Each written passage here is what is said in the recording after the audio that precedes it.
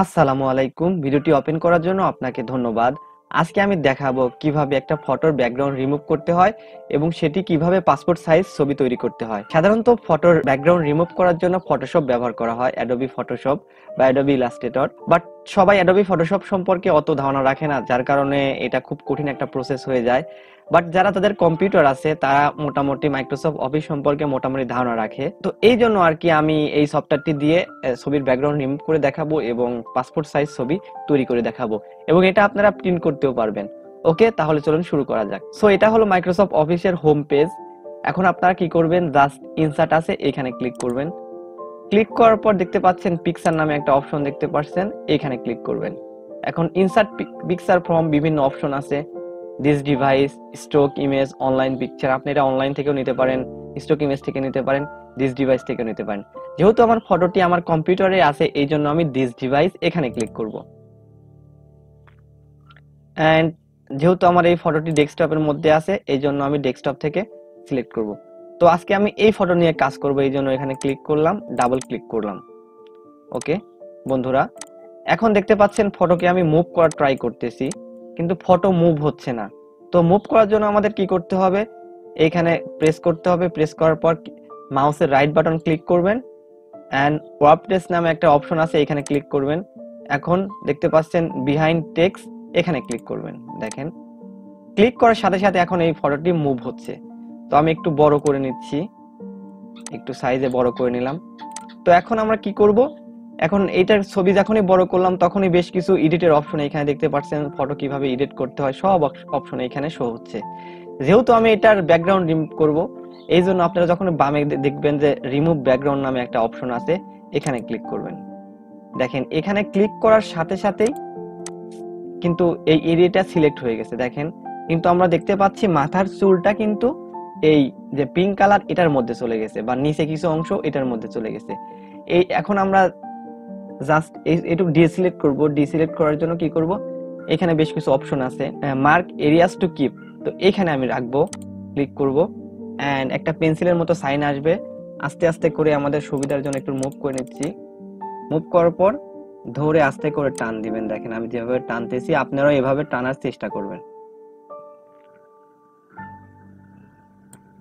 দেখেন এটা হয়ে গেছে এন্ড এখানেও এরকম ভাবে করবেন।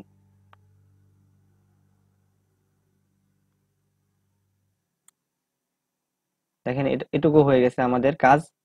এখন আমাদের পুরাটুকু সিলেক্ট হয়ে গেছে।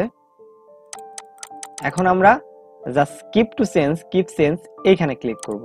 দেখেন এখানে ক্লিক করার সাথে সাথে কিন্তু আমাদের ব্যাকগ্রাউন্ডটা অটোমেটিক্যালি চলে গেছে।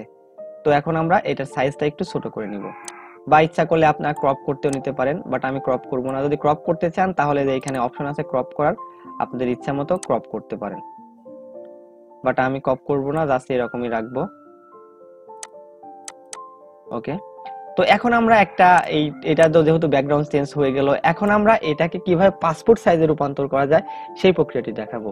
তো পাসপোর্ট সাইজে রূপান্তর আগে আপনাদের কাছে একটা রিকোয়েস্ট থাকবে, আপনার ছোট ভাই হিসাবে ভিডিওটিতে দয়া করে একটা লাইক করুন। একটা লাইক করতে তো ভাই টাকা পয়সা লাগে না, তাই না? বাট আপনার একটা লাইকের জন্য আমার চ্যানেলটা সামনের দিকে গ্রো করবে। আর যদি ভালো লাগে তাহলে অবশ্যই সাবস্ক্রাইব করবেন। আর যদি কোনো সমস্যা থাকে বুঝতে তাহলে অবশ্যই কমেন্টস করবেন, আমি আপনার রিপ্লাই করার ট্রাই করব। তো এখন আমরা আবারও যাব ইনসার্টে গেলাম। তারপরে দেখতে পাচ্ছেন শেপ নামে একটা অপশন আছে, এখানে ক্লিক করব। কারণ বিভিন্ন ধরনের শেপ আছে, আপনারা সেই শেপ অনুযায়ী তৈরি করতে পারেন। তো প্রথমে আমি একটা রেক্টেঙ্গেল নিব, এখানে ক্লিক করলাম এবং এরকম ভাবে ড্র্যাগ করে টান দিলাম।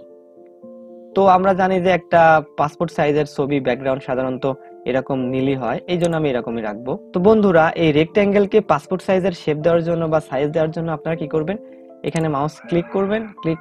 এখন মাউসের রাইট বাটন ক্লিক করবেন এবং মোর লেআউট অপশন এখানে ক্লিক করবেন। এখানে ক্লিক করার পর দেখেন position, text wrapping and size, আপনারা সাইজে ক্লিক করবেন। এখন দেখতে পাচ্ছেন হাইট, ওয়াইড। তো হাইটের জায়গায় লিখবেন কত, 2, এন্ড নিচে ওয়াইডের জায়গায় লিখবেন 1.5 এন্ড ওকে তে ক্লিক করবেন। দেখেন এটার সাইজ কিন্তু চেঞ্জ হয়ে গেছে।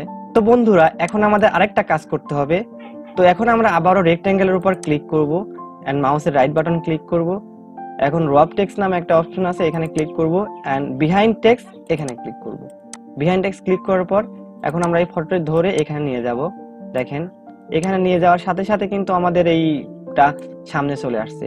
তো অনেক সময় হতে পারে যে এই ফটোটা আপনাদের সামনে চলে আসছে, তো এটার জন্য কি করবেন, এইখানে সেন্ড টু ব্যাক, যদি সামনে চলে আসে তাহলে সেন্ড টু ব্যাক করবেন, আর যদি পিছনে চলে যায় তাহলে ব্রিং টু ফ্রন্ট করবেন।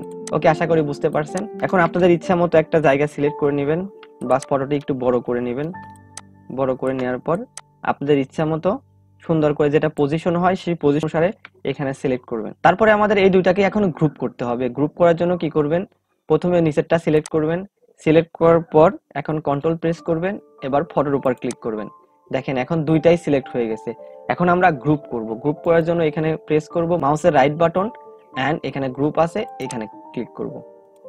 আমাদের গ্রুপ হয়ে যাচ্ছে। দেখেন এখন যদি আমি টানি দুইটা ফটো একসাথে মুভ হবে। তো বন্ধুরা এখন আমরা এর বেশ কিছু কপি তৈরি করব। কপি তৈরি করার জন্য এখানে ক্লিক করব and shift control plus shift ধরে আস্তে করে টান দিব। দেখেন কন্ট্রোল প্লাস শিফট ধরে টান দেওয়ার পর এর ডুপ্লিকেট কপি তৈরি হচ্ছে। এখন আপনাদের ইচ্ছা মতো একটা সাইজ অনুযায়ী তৈরি করে নেবেন। দেখেন আপনার যে কয়টা ছবি ইচ্ছা সেই কয়টা ছবি এভাবে তৈরি করতে পারেন।